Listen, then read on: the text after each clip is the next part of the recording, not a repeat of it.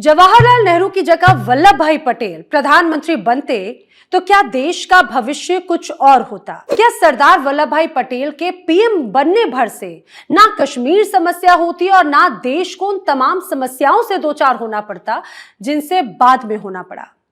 क्या पटेल और नेहरू की वास्तव में बिल्कुल नहीं पड़ती थी? और क्या उनके अंतिम संस्कार में नेहरू ने राष्ट्रपति तक को जाने से मना कर दिया था? नमस्कार, मैं हूं आपके साथ नैना यादव और द किस्सा के इस वीडियो में आज मैं सरदार वल्लभ भाई पटेल के किस्सों के बहाने उस मुद्दे का तार छेड़ना चाहती हूं जिसे लेकर अक्सर कह दिया जाता है कि महात्मा गांधी ने सरदार पटेल के बजाय जवाहरलाल नेहरू को पीएम बनाकर भयंकर भूल कर दी और पटेल पीएम बनते तो देश की दशा और दिशा कुछ और होती। मैं ये साफ कर दूं कि ये वीडियो ना नेहरू जी के विरोध में है और ना ही पटेल के पक्ष में। ये वीडियो सिर्फ उस सवाल का जवाब जानने की कोशिश है कि जवाहरलाल नेहरू के बजाय सरदार पटेल को पीएम बनाया गया होता तो क्या होता। मैं अपनी बात शुरू करूं, लेकिन उससे पहले एक गुजारिश है आप सभी से। द किस्सा चैनल को आपने अगर अभी तक सब्सक्राइब नहीं किया है तो फौरन करें, क्योंकि अब मैं इस चैनल पर आपको ऐसे किस्से सुनाऊंगी जो शायद आपकी सोच बदल दे। ये किस्सा सबको मालूम है और सच भी है कि 1946 में कांग्रेस कार्य समिति की मीटिंग में गांधी जी की वजह से नेहरू जी को कांग्रेस अध्यक्ष चुना गया। उस समय कांग्रेस अध्यक्ष का चुनाव प्रांतीय कांग्रेस कमेटियां करती थी और किसी भी प्रांतीय कमेटी ने जवाहरलाल नेहरू के नाम का प्रस्ताव नहीं किया था। कांग्रेस की 15 प्रांतीय कमेटियों में से 12 सरदार वल्लभ भाई पटेल के पक्ष में थी। इसकी वजह थी कि सरदार पटेल की संगठन पर पकड़ काफी मजबूत थी और उस समय 3 कमेटियों ने जेबी कृपलानी और पी सीतारमैया का नाम प्रस्तावित किया। इससे एक बात तो साफ थी कि बहुमत पटेल के पक्ष में था, लेकिन महात्मा गांधी प्रधानमंत्री पद पर जवाहरलाल नेहरू को देखना चाहते थे और उनकी वजह से आखिरकार नेहरू जी को ही चुना गया। लेकिन कम ही लोग जानते हैं कि 1940 से 1946 तक मौलाना अबुल कलाम आजाद कांग्रेस के अध्यक्ष थे और वो भी चाहते थे कि उनके कार्यकाल को 1 साल का एक्सटेंशन मिल जाए। यानी अगर वो अध्यक्ष बने रहते तो भारत की अंतरिम सरकार के प्रधानमंत्री वो ही होते। उन्होंने अपना कार्यकाल बढ़ाने की मांग की भी, लेकिन महात्मा गांधी ने अबुल कलाम आजाद को भी कांग्रेस अध्यक्ष का पद छोड़ने के लिए कह दिया। महात्मा गांधी ने मौलाना को पत्र में लिखा था कि अगर मुझसे पूछा जाए तो मैं जवाहरलाल नेहरू को ही प्राथमिकता दूंगा। मेरे पास इसकी कई वजहें भी हैं, लेकिन अभी उसकी चर्चा क्यों की जाए।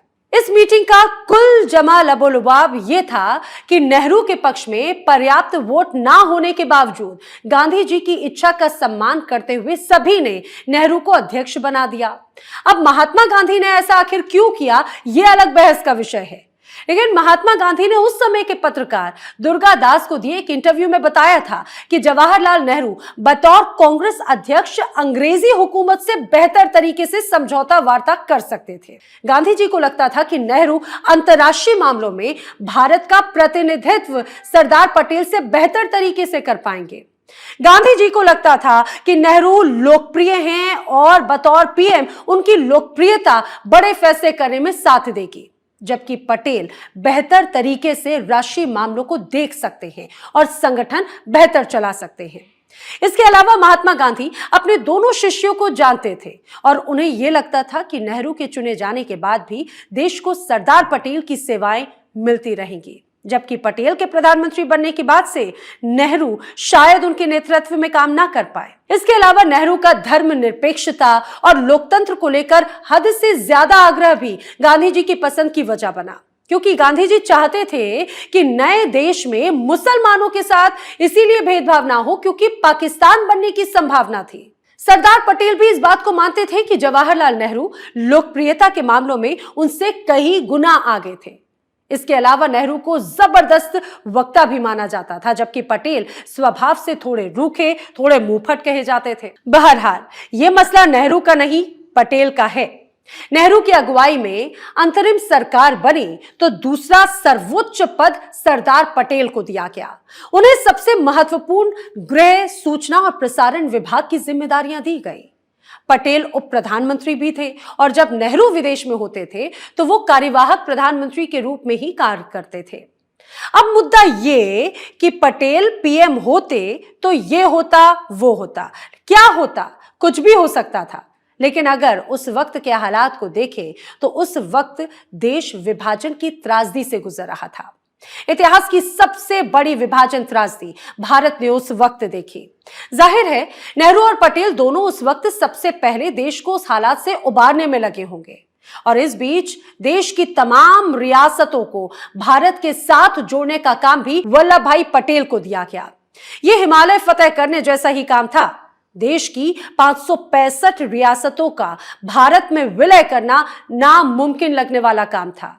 पटेल ने यह काम बखूबी कर दिखाया। हालांकि कम लोग ही जानते हैं कि शुरुआत में कश्मीर को लेकर पटेल के विचार कुछ और थे। सरदार पटेल शुरुआत में कश्मीर को भारत में मिलाने के बहुत इच्छुक नहीं थे। सरदार पटेल के राजनीतिक सचिव वी शंकर ने अपनी किताब माय रिमिनिसेंस ऑफ सरदार पटेल के पेज 127 पर लिखा है कि सरदार पटेल चाहते थे कि यह फैसला हरि सिंह ही करें कि अगर वो महसूस करते हैं कि उनके राज्य का हित पाकिस्तान के साथ जाने में है तो वो वैसा ही करें। इतिहासकार राजमोहन गांधी ने गांधी पटेल लाइफ 1991 के पेज नंबर 439 पर लिखा है कि वल्लभ भाई कश्मीर को लेकर 13 सितंबर 1947 तक अन्य मनस्क थे।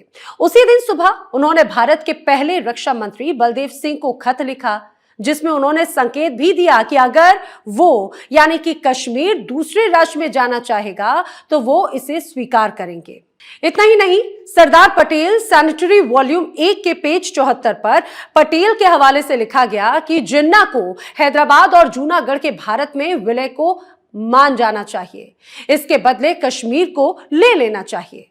सरदार पटेल सैनिटरी वॉल्यूम 2 में सरदार पटेल के जूनागढ़ में दिए एक भाषण का भी जिक्र है, जिसमें उन्होंने जिन्ना का नाम लेकर कहा कि एक बार उन्होंने हमसे यह भी कहा था कि अगर हम कश्मीर को लेने की कोशिश करेंगे तो वो ऐसा ही जूनागढ़ और हैदराबाद के साथ करेंगे। हमारा जवाब यह है कि हम कश्मीर देने पर सहमत हैं अगर वो हैदराबाद देने पर सहमत हो।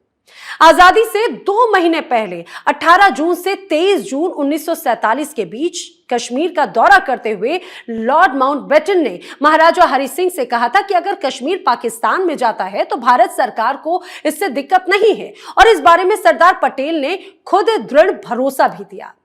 ये बात माउंटबेटन के पूर्व राजनीतिक सलाहकार वीपी मेनन ने अपनी किताब Menon integration of the Indian state में पेज नंबर 395 पर लिखी है। मेनन ही वो शख्स थे जिन्होंने इंडियन इंडिपेंडेंस बिल का मसौदा तैयार करने के साथ पटेल के साथ मिलकर रियासतों के विलय में मुख्य भूमिका अदा की थी। कहने का मतलब यह है कि कश्मीर पर पटेल की शुरुआती राय अलग थी, और अगर वो पीएम होते तो क्या पता हैदराबाद के बदले पटेल कश्मीर पर दावा छोड़ देते।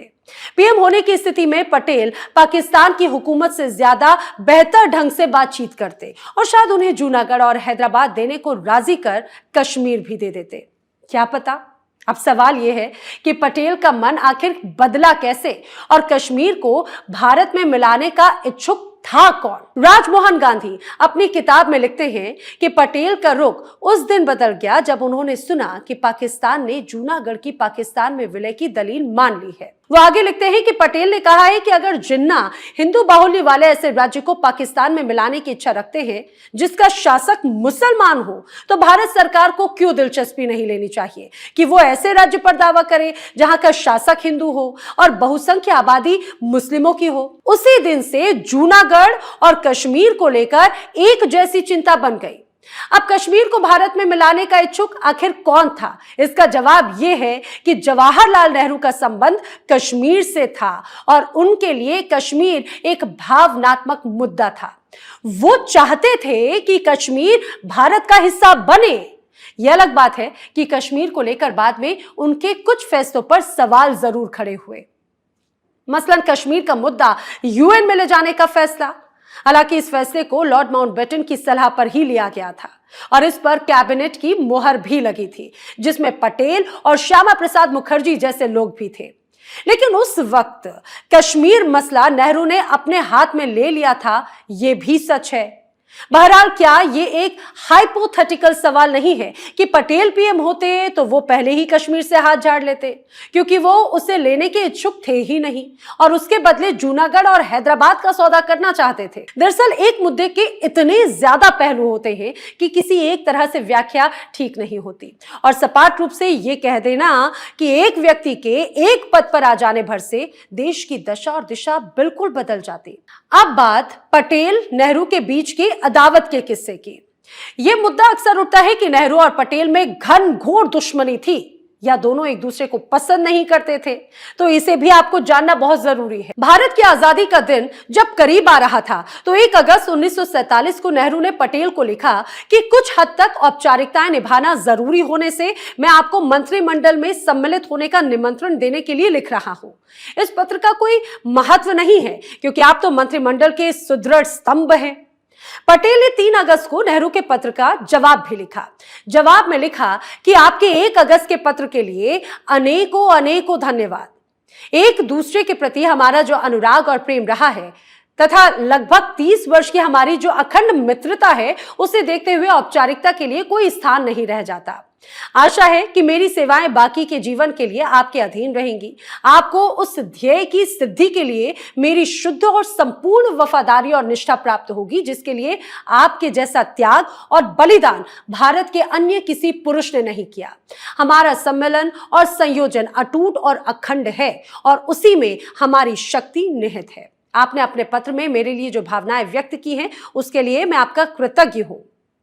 यहां पटेल की 2 लाइनों पर गौर करना जरूरी है। आपके जैसा त्याग और बलिदान किसी और पुरुष ने नहीं किया होगा और मेरी शुद्ध और संपूर्ण वफादारी आपको मिलेगी। ये क्या कोई ऐसा शख्स किसी को कह सकता है जो दूसरे को नापसंद करता हो? मैं यहां एक तथ्य की तरफ और ध्यान दिलाना चाहती हूं। दरअसल 1948 में 2 अगस्त से 3 मूर्ति भवन देश के पहले प्रधानमंत्री जवाहरलाल नेहरू का निवास स्थान बना, यानी नेहरू वहां शिफ्ट हो गए। इससे पहले नेहरू यॉर्क रोड पर रहा करते थे और सड़क पार औरंगजेब रोड पर सरदार पटेल का घर था। सरदार पटेल की बेटी मणिबेन अपनी डायरी में लिखती हैं कि दोनों रोजाना मिला करते थे, चाहे कुछ मिनट के लिए ही सही। कभी कभी नेहरू जी लंच के बाद आ जाते या कभी शाम को या कभी रात को डिनर के बाद। वो साथ टहलते हुए कई मुद्दों पर चर्चा किया करते थे। इसके बाद पटेल नेहरू को उनके दरवाजे पर छोड़ने जाते, कभी कभी दोनों पटेल के घर पर रह जाते। रोज होने वाली इन बातों से गलतफहमियां भी दूर हो जाती। लेकिन जब नेहरू 3 मूर्ति मार्ग पर शिफ्ट हो गए तब पटेल का बीमारी की वजह से मिलना थोड़ा कम हो गया, क्योंकि तब पटेल लगातार नेहरू के घर नहीं जा पाया करते थे। अब ये कहना कि जो नेता एक दूसरे को पसंद ही नहीं करते हो या उनके बीच में भयंकर मतभेद हो तो वो रोज इस तरह मिलेंगे। मणिबेन की डायरी के अनुसार अगस्त 1948 तक ये मीटिंग लगभग रोज हुआ करती थी। ऐसा नहीं है कि नेहरू और पटेल में मतभेद नहीं थे। दिसंबर 1947 में अजमेर दंगे के बाद नेहरू के अजमेर जाने को लेकर भी विवाद हुआ तो पटेल ने यहां तक कह दिया कि प्रधानमंत्री कैबिनेट का मुखिया नहीं होता बल्कि फर्स्ट अमंग द इक्वल्स, यानी बराबरी के लोगों में पहले नंबर पर होता है। बात इस्तीफे तक पहुंची, लेकिन गांधी की हत्या के बाद दोनों ने मतभेद भुला दिए। दोनों राष्ट्रभक्त थे, दोनों गांधी के शिष्य थे और दोनों जानते थे कि आजादी बड़ी मुश्किलों से मिली है। सरदार पटेल ने अपने जीवित रहते नेहरू के साथ मतभेदों का लगातार खंडन किया था। उन्होंने संसद में खुलकर कहा था कि मैं सभी राष्ट्रीय मुद्दों पर प्रधानमंत्री के साथ हूं। लगभग 1/4 सदी तक हम दोनों ने हमारे गुरु गांधी के चरणों में बैठकर भारत की स्वाधीनता के लिए एक साथ संघर्ष किया। आज जब महात्मा गांधी नहीं है तब हम आपस में झगड़ने की बात सोच भी नहीं सकते। अब पटेल को लेकर एक बात और जाननी चाहिए आपको। वो ये बात है कि जिस वक्त देश आजाद हुआ पटेल की उम्र 72 वर्ष की थी। उनकी तबीयत नासाज रहने लगी थी। सरदार पटेल की बेटी जो उनका सारा काम देखती थी वो थी मणिबेन।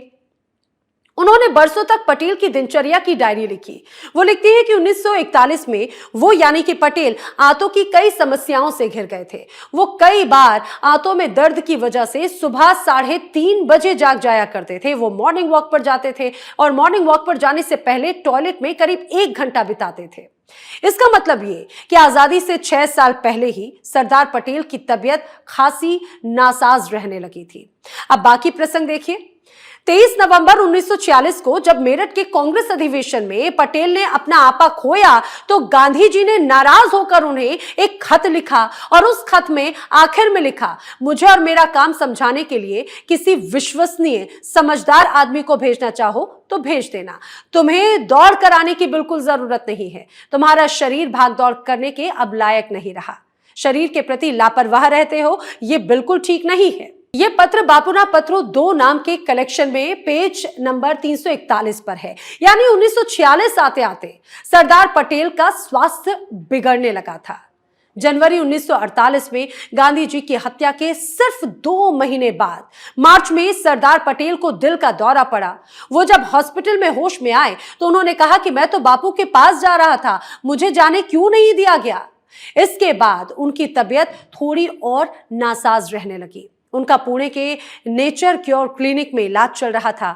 1950 की गर्मियां आते आते उनका स्वास्थ्य और गिरने लगा। उनके सचिव शंकर को महसूस हुआ कि वो चीजों को भूलने लगे थे। उनके साथ ही रहने वाली बेटी मणिबेन ने नोटिस किया कि वो अब हल्की आवाज के साथ कही गई बातें सुन नहीं पा रहे। उन्हें नींद में दिक्कत हो रही है और नवंबर आते आते वो जरा सा भी काम का बोझ बर्दाश्त नहीं कर पा रहे थे। 21 नवंबर 1950 को मणिबेन ने पटेल के बिस्तर पर खून के धब्बे देखे और आखिर में 15 दिसंबर सुबह 9:37 पर उन्होंने आखिरी सांस ली। अब सवाल यह है कि 1941 से वल्लभ भाई पटेल की तबीयत अगर नासाज थी तो क्या इस वजह से भी गांधी ने उन्हें पीएम बनने के लिए नहीं चुना होगा? और क्या खराब स्वास्थ्य उन्हें पीएम जैसे पद पर उस तरह काम करने देता जैसा उनसे अपेक्षा की गई थी? अब एक विवाद यह भी है कि वल्लभ भाई पटेल का अंतिम संस्कार सम्मान से नहीं किया गया। नरेंद्र मोदी जी जब गुजरात के सीएम थे तब उन्होंने यह भी दावा कर दिया कि नेहरू जी सरदार पटेल के अंतिम संस्कार में गए ही नहीं। 2013 में उनका बयान खूब छपा और अमित शाह ने 2022 में आणंद की एक रैली में कहा कि पटेल का अंतिम संस्कार पूरे सम्मान से नहीं किया गया और इस तरह की बातें अक्सर गाहे बगाहे आ जाती हैं। अब इस आरोप में कोई सच्चाई नहीं है। एक तो ये तस्वीर बताती है कि नेहरू पटेल के अंतिम संस्कार में पहुंचे थे। इन तस्वीरों के बाद कुछ कहने की जरूरत नहीं रह जाती। अब सवाल ये कि अंतिम संस्कार सम्मान से हुआ या नहीं। भीड़, तोपों की सलामी, पीएम और राष्ट्रपति के पूरे अंतिम संस्कार में मौजूदगी, लाखों की भीड़ और 1 हफ्ते के राष्ट्रीय शोक का ऐलान, क्या ये सम्मान नहीं है? पटेल के निधन के बाद नेहरू पर एक आरोप और लगाया जाता है कि उन्होंने राष्ट्रपति डॉक्टर राजेंद्र प्रसाद को अंतिम संस्कार में जाने से मना किया था। इस दावे के समर्थन में जाने माने स्वतंत्रता सेनानी और विद्वान कन्हैया लाल माणिक दास मुंशी की किताब पिलग्रिमेज टू फ्रीडम को कोट किया जाता है। दरअसल मुंशी जी ने दावा किया कि नेहरू ने राजेंद्र प्रसाद को पटेल के अंतिम संस्कार में जाने से रोका था। यह किताब 1967 में आई थी, पटेल के निधन के 17 सालों के बाद। लेकिन सरदार पटेल के निधन के महज 1 घंटे बाद यानी 10:45 पर संसद ने पटेल को श्रद्धांजलि दी। जी हां, सिर्फ 1 घंटे के बाद। ये जो डॉक्यूमेंट मेरे हाथ में है, ये संसद की उसी दिन की कार्यवाही का ऑफिशियल रिकॉर्ड है और संसद में नेहरू ने किस तरह भावनात्मक भाषण दिया, इसमें उसका उल्लेख है, उसका जिक्र है। लेकिन 2 बातें उल्लेखनीय हैं। संसद में नेहरू ने कहा कि my colleague mister Rajagopalachari and I are going almost immediately to pay our last tribute and homage to him in Bombay. I understand that the president has also decided to go to Bombay immediately and the speaker sir went early this morning. इसी भाषण में उन्होंने कहा कि कई दूसरे सांसद भी अंतिम संस्कार में जाना चाहते होंगे, लेकिन चूंकि सरदार पटेल काम के प्रति समर्पित नेता थे और वो नहीं चाहते होंगे कि हम सभी काम छोड़कर वहां पर जाएं, तो मैं ये जरूर कहना चाहूंगा कि दुख के इस पल में ज्यादातर लोग यहां रुके क्योंकि काम नहीं रुकना चाहिए। सर, इसीलिए मैंने अपने कुछ साथियों को यहां पर रुकने को कहा। लेकिन राजगोपालाचारी जी, जो शायद हम सभी में सरदार पटेल के सबसे पुरानी साथी और कॉमरेड हैं, उन्हें वहां जाना चाहिए और इसी तरह पटेल के जो पुराने साथी हैं उन्हें भी जाना चाहिए। इसी भाषण में नेहरू ने कहा कि एंड प्रेसिडेंट शुड ऑल्सो गो।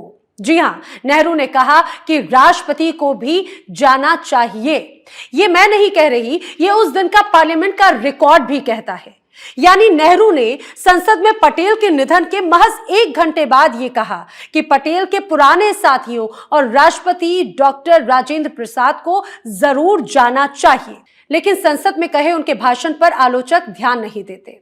1967 में आई एक किताब में मुंशी जी की बात को ज्यादा वजनदार बताने की कोशिश करते हैं, जबकि हम सभी जानते हैं कि के.एम. मुंशी और नेहरू के बीच कई मुद्दों पर जबरदस्त विवाद रहा है। कमाल है, वैसे मुझे इस वक्त वो दृश्य भी याद आ रहा है जब नरेंद्र मोदी जी की मां का निधन हुआ था और उस वक्त कई मंत्री उनके अंतिम संस्कार में पहुंचना चाहते थे, लेकिन कहा यही गया कि मोदी जी की तरफ से उन्हें वहां जाने से मना कर दिया गया, क्योंकि शायद वो नहीं चाहते थे कि नेता काम छोड़कर वहां पर जाएं। इसके अलावा खुद पीएम मोदी भी मां को मुखाग्नि देने के कुछ ही देर बाद उसी दिन से देश के काम में जुट गए। सरकार के ही संस्कृति मंत्रालय के अधीन चल रहे नेशनल मिशन ऑफ लाइब्रेरीज के तहत बने पोर्टल sardarpatel.nvil.in के अनुसार पटेल के निधन की खबर मिलते ही राष्ट्रपति डॉक्टर राजेंद्र प्रसाद और प्रधानमंत्री जवाहरलाल नेहरू समेत तमाम नेता मुंबई में वहां पहुंचे, जहां 6 मील लंबा जुलूस पटेल को श्रद्धांजलि देने को तैयार था। क्वींस रोड के शमशान गृह में रात करीब 7:20 पर अंतिम संस्कार उनके बेटे दाहिया भाई ने किया। खैर, जवाहरलाल नेहरू ने गलतियां नहीं की, ये कहना बेमानी है, बहुत की, जिसका खामियाजा देश ने भुगता भी। लेकिन पटेल प्रधानमंत्री होते तो ये होता, वो होता, जाने क्या क्या होता वाला सवाल मेरे जहन में कई बार जरूर उठता है। आखिर देश में पहला चुनाव 1952 में हुआ, जब पहली बार देश को एक चुना हुआ प्रधानमंत्री मिला और सरकार बनी। उससे करीब 2 साल पहले ही पटेल का निधन हो गया था। उससे काफी दिन पहले से वो अस्वस्थ थे। और फिर आज के संदर्भ में अगर देखा जाए तो मोदी जी भी इसीलिए पीएम के तौर पर लोकप्रिय है ना, क्योंकि वो 24 घंटे काम करते दिखते हैं, वो फिट हैं।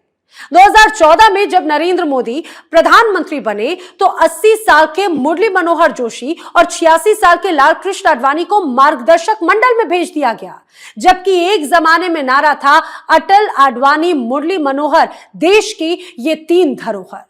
मेरे जहन में एक सवाल यह भी है कि क्या उस जमाने में पटेल की फिटनेस का सवाल भी गांधी के मन में नहीं रहा होगा, और क्या सिर्फ 1 या 2 साल पीएम रहते हुए ही पटेल ने देश की दशा और दिशा बदल दी होती, जबकि वो दौर तो आज जैसा बिल्कुल नहीं था जहां मंत्रिमंडल के मंत्री आभाहीन दिखते हो। उस वक्त पटेल, श्यामा प्रसाद मुखर्जी, अंबेडकर जैसे दिग्गज मंत्रिमंडल में थे और जो डंके की चोट पर प्रधानमंत्री का विरोध कर सकने में सक्षम थे। बहरहाल, मेरा मानना यह है कि किसी खास वक्त और खास हालात में कई फैसलों का दूरगामी असर भले ही हो, लेकिन उसे सिर्फ एक व्यक्ति को शोभित किया जाए या सिर्फ एक का अपमान बता दिया जाए, ये कहां ठीक है। और वैसे भी मसला इतिहास का नहीं, वर्तमान और भविष्य का होना चाहिए। आपको ये वीडियो अच्छा लगा हो तो इसे शेयर जरूर करें, और आपने अपना चैनल द किस्सा अगर अभी तक सब्सक्राइब नहीं किया हो तो सब्सक्राइब जरूर करें। धन्यवाद।